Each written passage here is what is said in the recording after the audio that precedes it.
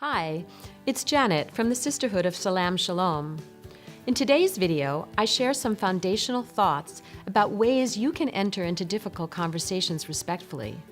And check out the other videos in this series to learn more about different approaches you can use in your chapter meetings. So, here's the thing. Have you ever decided not to talk about certain topics because you were afraid, the conversation would get too hot? I know I have. These days, I'm finding it pretty tough to talk about politics. Why? Well, because the opposite position really challenges my beliefs and values that I hold really dear, and it makes it really hard for me to listen with an open heart to the other side. And it seems like there's little room for nuance. Either I agree with you and I'm right, or I disagree with you and I'm wrong. At the Sisterhood, with our mission to build friendships across differences and to break down stereotypes, we have an opportunity to have a different kind of conversation. And at the heart of these conversations is my desire to understand others who hold radically different beliefs and values from my own. I'm not looking to find flaws or to make counter-arguments. And also at the heart of these conversations is a willingness to examine my assumptions rather than to defend my positions. It sounds fairly easy, at least in theory, but the practice can be really challenging. I challenge myself to have a different kind of conversation with what I call the 3 C's.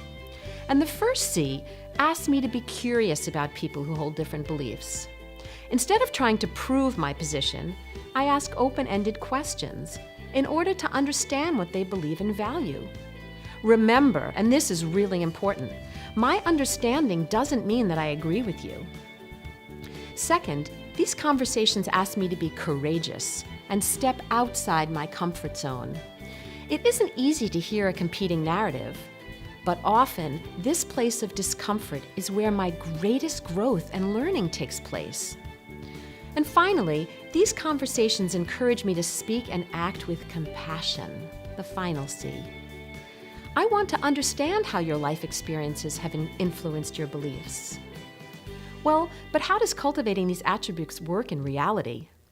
First, I need to know I won't be judged for sharing my truth. And in the next video, we'll explore how a series of agreements can help create an honest, reflective group process. Then another video in this series explores the art of crafting questions to invite people to share deeply. It's incredible what a difference one question can make. Do you really believe that, fill in the blank, will likely elicit a very different response than, who were the important people in your life who shaped your beliefs about, and then you fill in the blank. See what I mean?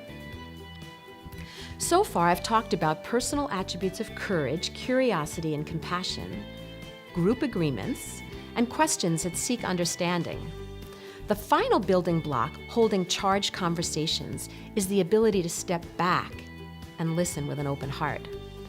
I want to understand what makes you, you, even if I really disagree with some of your ideas and positions.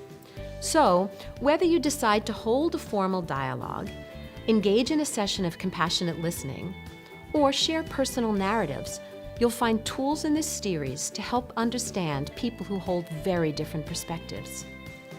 In my experience, this approach works in most situations, but sometimes asking questions and listening deeply just isn't appropriate. Sometimes I just need to walk away.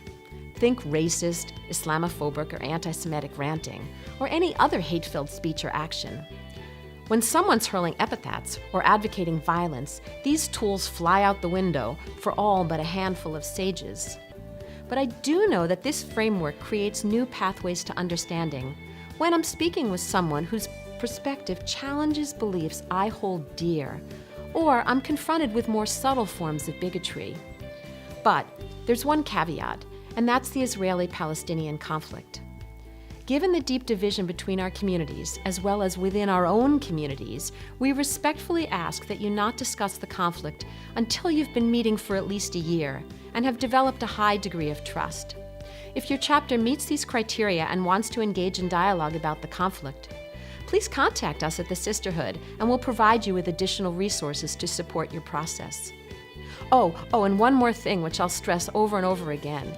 Even with my intention to do all these things, in the heat of the moment, I frequently revert back to defending my position when it's something I really care deeply about. I make mistakes, and I can guarantee you so will you. So I have to remind myself to have self-compassion. Each situation, whether transformed or not, is an opportunity for me to learn how to open my heart.